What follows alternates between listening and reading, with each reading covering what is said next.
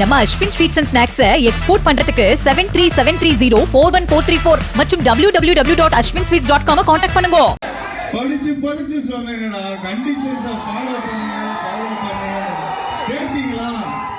மலையாள திரைப்பட இயக்குனர் நிதிஷ் சகாதேவ் இயக்கத்தில் ஜீவா நடிப்பில் உருவான தலைவர் தம்பி தலைமையில் திரைப்படம் பொங்கல் அன்று திரையரங்குகளில் வெளியாகி நல்ல வரவேற்பை பெற்றது.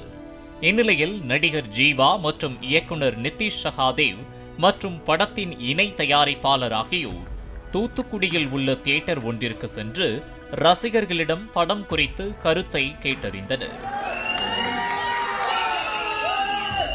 பொங்கல் ரேஸ்லே இல்லை, ஜனவரி 30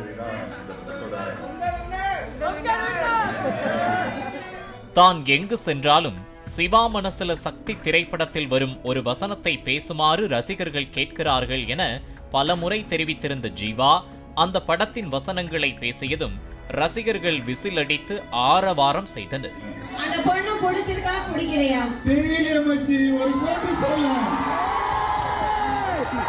அதே படத்துல இருந்து லேடிஸ்க்காக ஒவ்வொரு பொண்ணுக்கும் ஒவ்வொரு ஃபீலிங் வச்சு.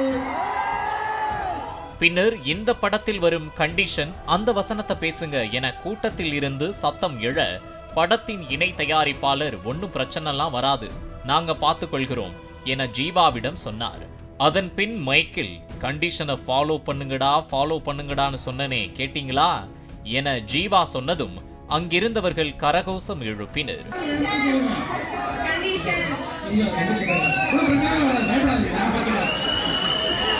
நீங்க பார்த்துதான் இருப்பீங்க.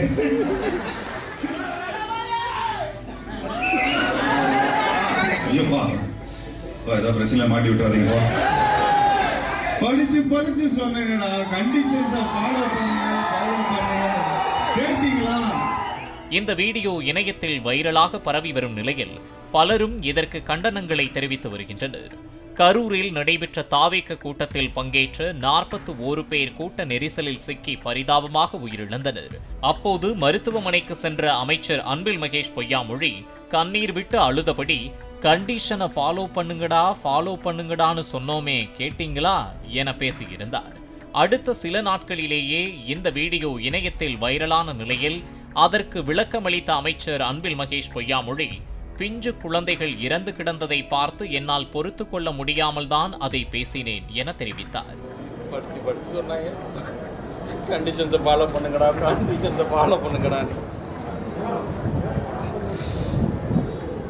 இதனைத் தொடர்ந்து தலைவர் தம்பி தலைமையில் படத்தில் டீசரில் அந்த வசனம் பயன்படுத்தப்பட்டது சர்ச்சையை ஏற்படுத்தியது.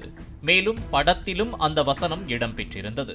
இதனை பார்த்த சிலர், படத்தில் கூட அந்த வசனத்திற்கு டாக் ஹியூமர் என பெயர் வைத்துக் கொண்டு சமாளித்துக் கொள்ளலாம், காரணம் மீம்ஸ் உலகம் அப்படி உள்ளது, ஆனால் அந்த வசனத்தை நேரிலேயே நக்கலாக பேசித்தான் மற்றவர்களை சிரிக்க வைக்க வேண்டுமா என கருத்து தெரிவித்து வருகின்றனர். 1.5 வயது குழந்தை கொடூரமாக இறந்து கிடப்பதை பார்த்தால் கண்ணீர் விட்டு கதறத்தான் செய்வாங்க. அந்த மாதிரி சூழ்நிலையில சொன்ன வார்த்தையை வைத்துக்கொண்டு நக்கல் பண்ண தோணுகிறது என்றால் உங்களுக்கு ஏதோ பிரச்சனை உள்ளது எனவும் சிலர் காட்டமாக விமர்சித்து வருகின்றனர். இன்னும் சிலர், அந்த வசனம் உயிரிழந்தவர்களை குறிப்பிடும் சொல் அல்ல, அதனால் இதை சீரியஸாக எடுத்துக்கொள்ள வேண்டாம் என்றும் கருத்து தெரிவித்து வருகின்றனர். நம்ம Ashwin sweets and snacks export பண்றதுக்கு 7373041434 மற்றும் www.ashwinsweets.com கான்டாக்ட் பண்ணுங்க. பிளே ஸ்டோர் மற்றும் ஆப் ஸ்டோரில் இருந்து பாலிமர் செயலியை QR கோடு மூலம் பதிவிறக்கம் செய்யுங்கள். செய்திகளை உடனுக்குடன் பெறுங்கள்.